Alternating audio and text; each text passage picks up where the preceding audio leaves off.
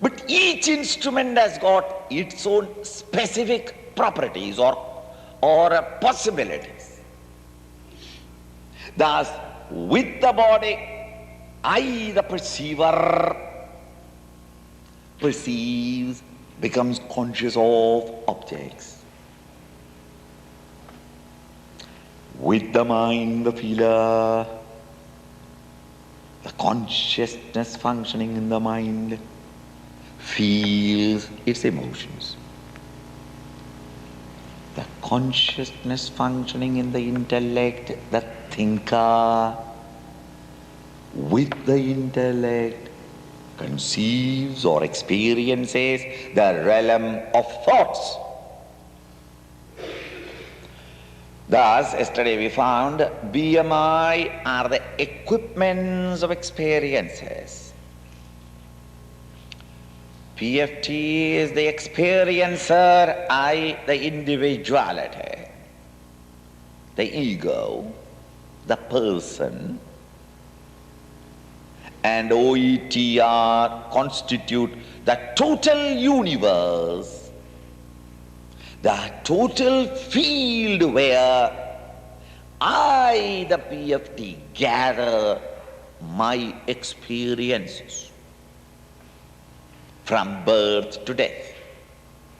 Beyond these three, OET, the realm of objects, the plane of emotions, and the world of thoughts, other than these three, I have no reach to cull or gather my experiences in the present state of my consciousness as a PFT. We also found that the teachers, after deep study and contemplation, they declared that no PFT could ever find total satisfaction from OET through BMI, because it is all conditioned by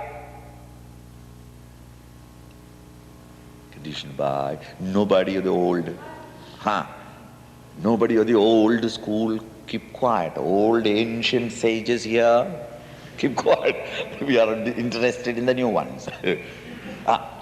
All these are the realm of time. Time is a factor constantly moving.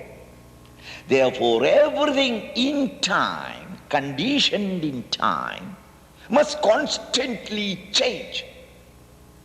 This is what in every scripture of the world, mortality.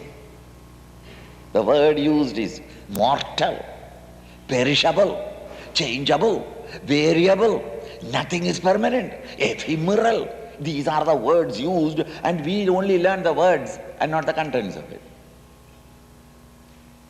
And God, the reality, is always indicated in all the scriptures of the world, irrespective of the master or the time. All of them indicate that. What is God? Not mortal. What is He? Immortal. It is not perishable. Then what is He? Imperishable. Imperishable means that it is not perishable. The changeless, the eternal, the immortal.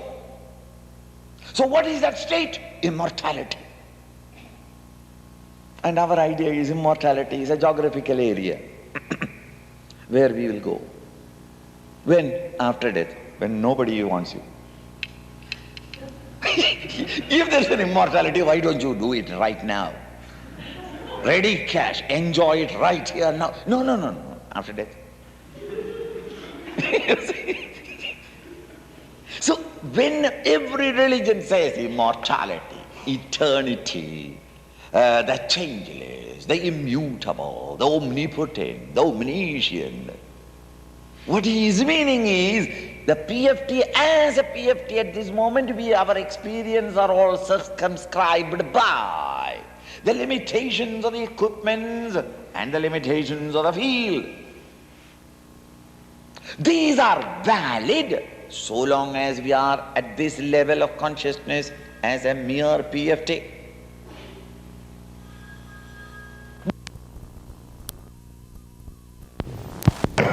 So this PFT, the individuality at this moment, is striving its best to discover its total satisfaction from OET through BMI.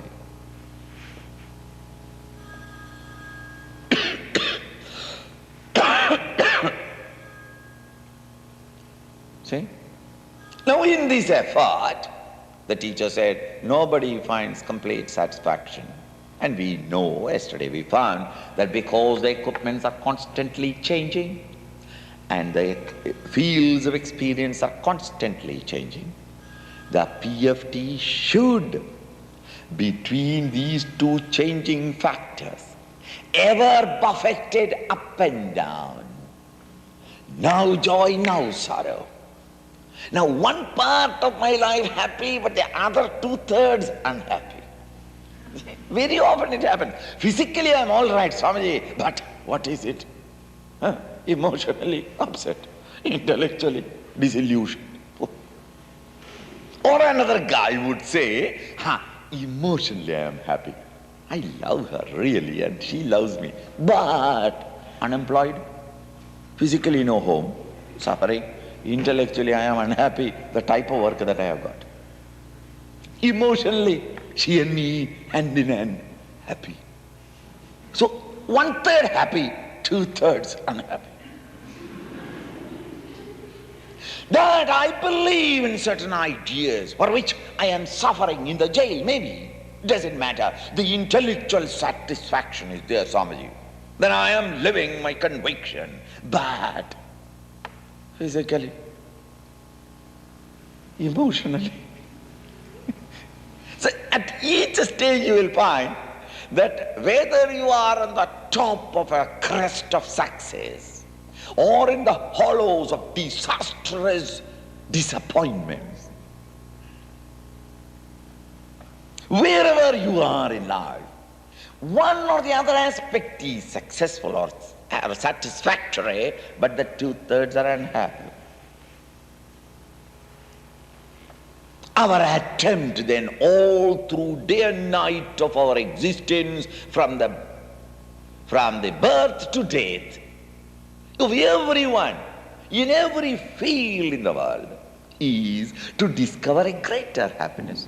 One jot more of peace, of bliss, of satisfaction, of contentment, of joy. Where? Seeking it in the OET with the BMI.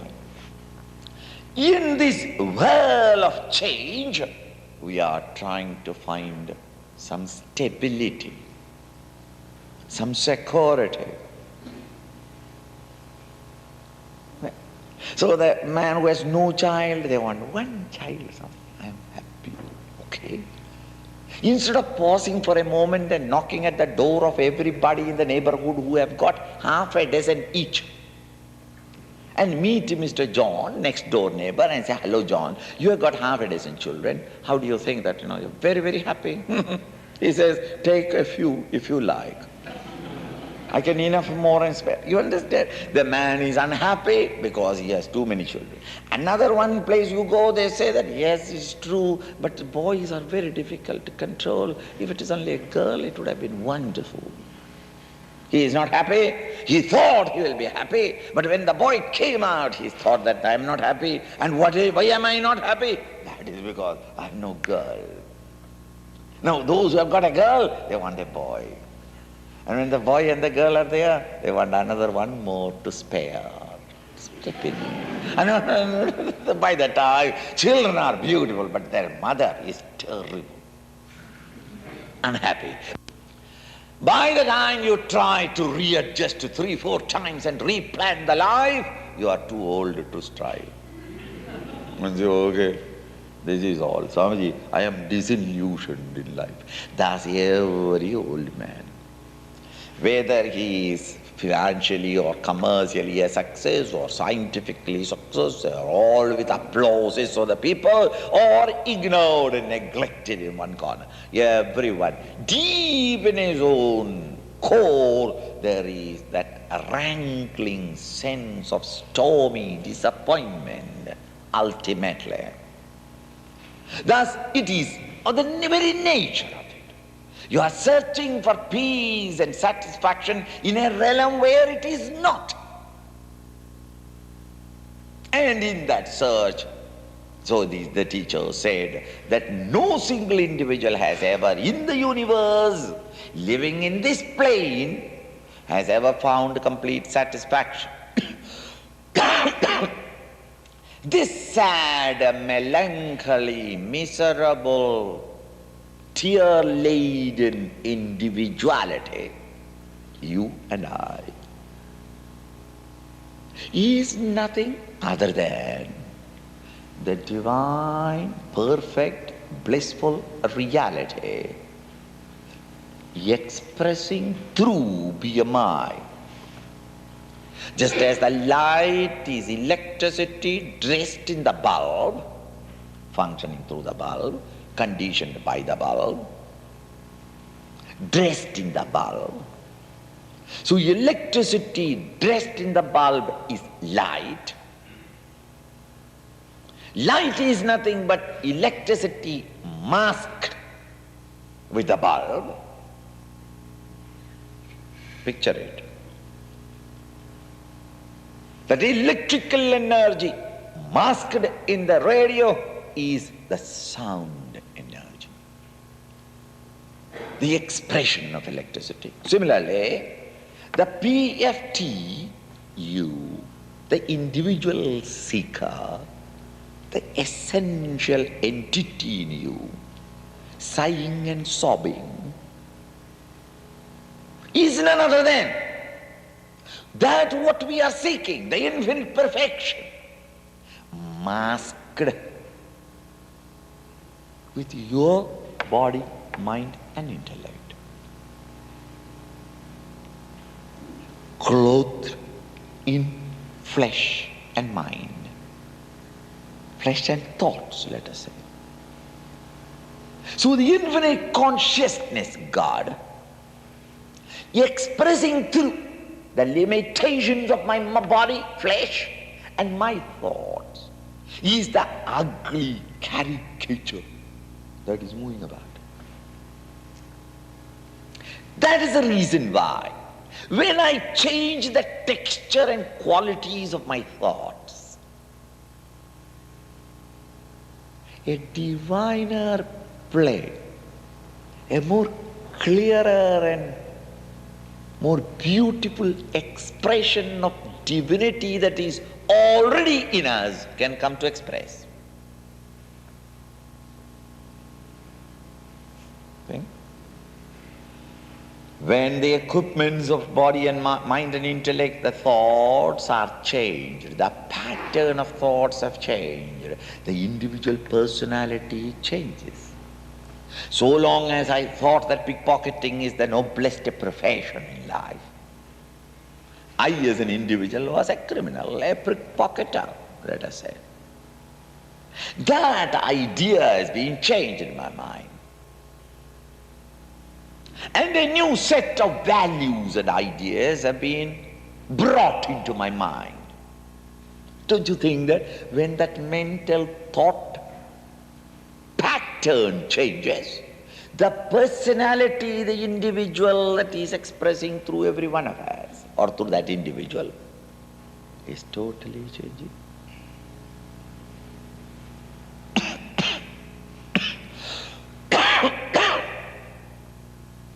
This transformation, this transmutation, and thereby changing the very texture of our life, adding the brilliancy into our life, bringing the holiness or the sense of goodness and cheer into our personality, can thereby take place by changing the quality of thoughts.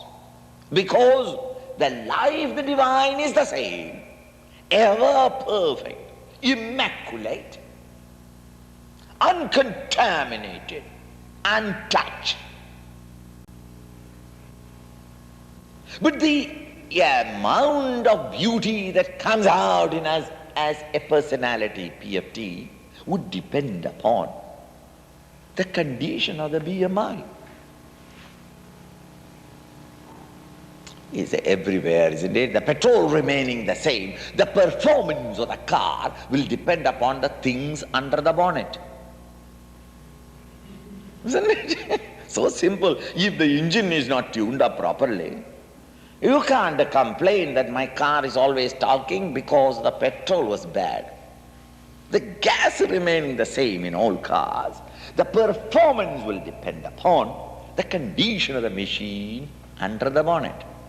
The essential reality, life remaining the same in every one of us, I am a dull, stupid creature because the machine under the bonnet is not tuned up properly.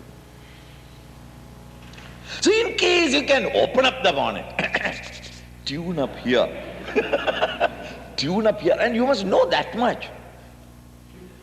Tune up here, put the bonnet down and start life. It emblazons the existence. Thus, they said, God dressed in BMI is man, the PFT.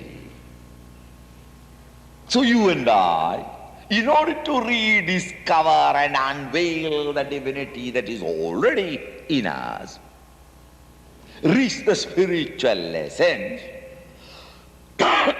we have to remove this mask, undress the BMI. When either imperfect suffering individuality at this moment, myself shall come to rediscover to be nothing other than the higher state of consciousness.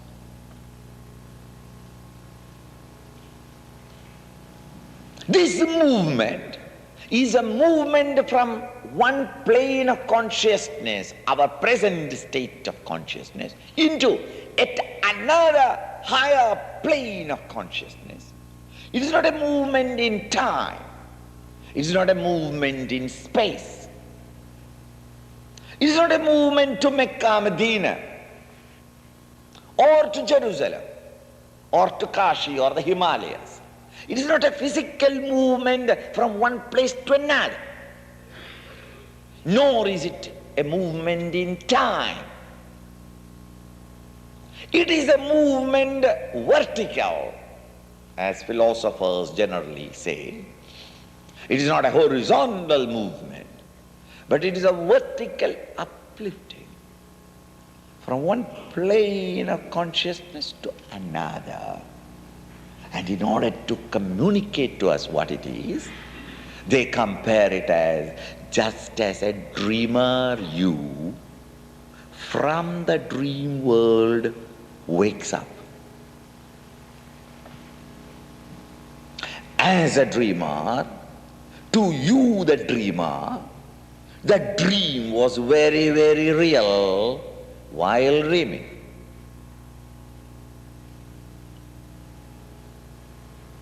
The tragedies and comedies, the sorrows and happinesses of the dream were yours, no doubt about it, when you were the dreamer. And when you wake up, you realize, please, you experience, you come to directly perceive what? That I who thought myself to be the dreamer, I alone am the waker. It is not that the waker came from the clouds with golden wings and said, "Hello, dreamer, thou shalt be blessed." It is not. Though this is the only way the average man will understand. The average man's mind is in agitation. So in order to make him understand, we have to tell him in that pictorial form. But as serious students of meditation and contemplation, it is time that you have to understand that it is a movement in consciousness. Just as a dream state of consciousness from which I move to the waking plane of consciousness, and I who was the dreamer myself rediscover that I am the waker. And when I become the waker, the dreamer and the dreamer's world of happenings all roll back to merge into the waker. I rediscover that it is all the play of my own mind. The waker's mind, in my mind was the dream, and the dreamer, and the distances, the time, the space, the places, the universe that I saw in the dream were not outside me, but it was all a play in my own mind. And when I rediscover that state of the mind, the dream that was projected, maintained, sustained, created, sustained, is merged, dissolved, absorbed, and what remains is only the waker. In the same way, the individuality at this moment seems to be so real. And the imperfect world of agitations at this level, and our searching of the happiness with the BMI in OET seems to be the only preoccupation in our existence at this moment. Ever a losing program, a proposition constantly peppered with sorrow. To him, the individuality is nothing other than the infinite himself expressing through BMI. And this individuality is attempted rediscovering, lifting himself in his own consciousness, the uplifting himself from the disturbances of the BMI into the serener climes of the pure awareness is the attempt of all spiritual seekers. And this attempt, they called it as meditation. All the other attempts of the mind and intellect to turn towards OET is called worrying, of which we are Mahayogis. At any moment, at any place, at any time, under any circumstance, we can switch on the worry and beautifully worry, undisturbed by anybody, isn't it? Meaning, M and I turned towards OET. Mind and intellect turned towards sense objects and worrying at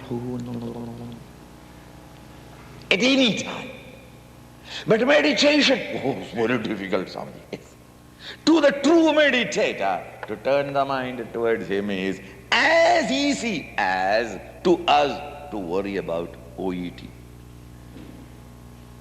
To him it is difficult to bring his attention to OET, as it is difficult for us to turn the attention towards.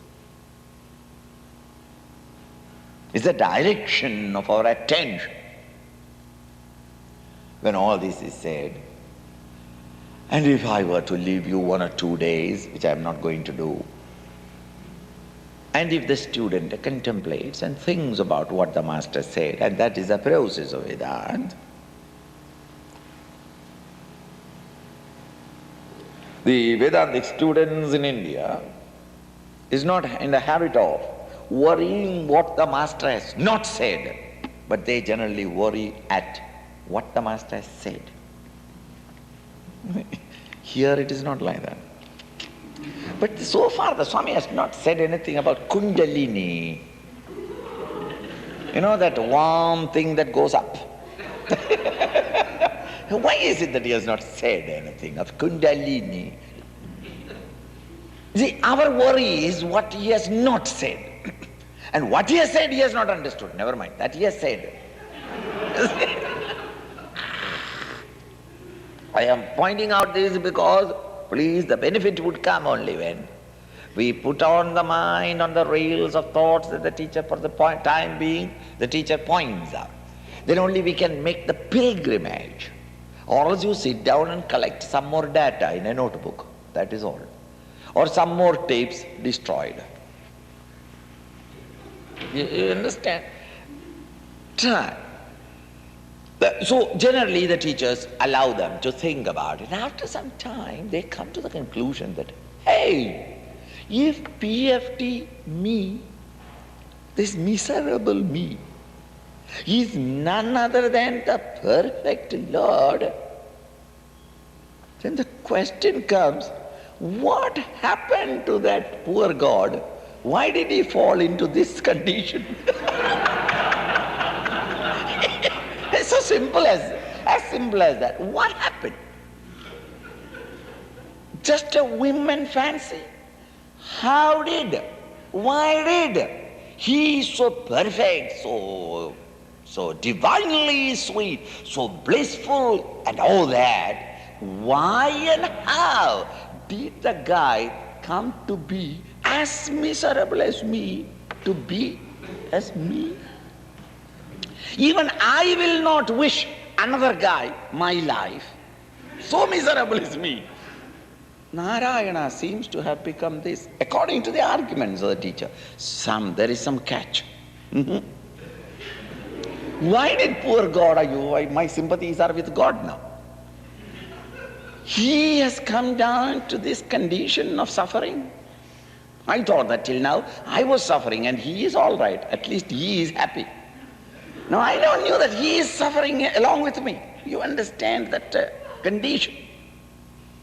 How is it that he, if I were only he, really my real nature is he, if the dreamer was none other than the waker, the question of the dreamer is, hey, what are you talking? I am the waker. Then how did and why did the dreamer waker become the dreamer? Who pushed me into the dream? You mean to say I choose it myself? Thus the dreamer can never understand the teacher who is talking in the dream of the waker. Similarly, you and I cannot grasp when the teacher says that I, the PFT, the miserable creature of today, is none other than the Supreme Narayana himself. He said, what? How is it possible? This is all philosophy only. It is not reality. Wait, there is a reason. Just as the waker, because of the subconscious suppressions of during the day, when the conscious mind becomes quiet as you are going to sleep, the subconscious mind explodes into expression. To vomit it out, the mind is getting rid of it. And this is what we call as the dream. The modern psychologists have explained it. The unbroken, the unfulfilled wishes of the day, the suppressions and repressions created during the day's unhealthy living, and these are a load on the mind. And when the conscious mind is quiet, as we are composing to sleep, we have left the waking, we have not reached the halls of sleep. The corridor between the two is a time when the repressed and suppressed thoughts have got a chance to explode and flush out. And this flooding out is called the dream. In the same way, the consciousness gets itself identified or plugged on to the BMI. so that the consciousness becomes the PFT, just as the electricity on the wall is pure electricity. When it is plugged on to the lamp and bulb and the heater and the radio are plugged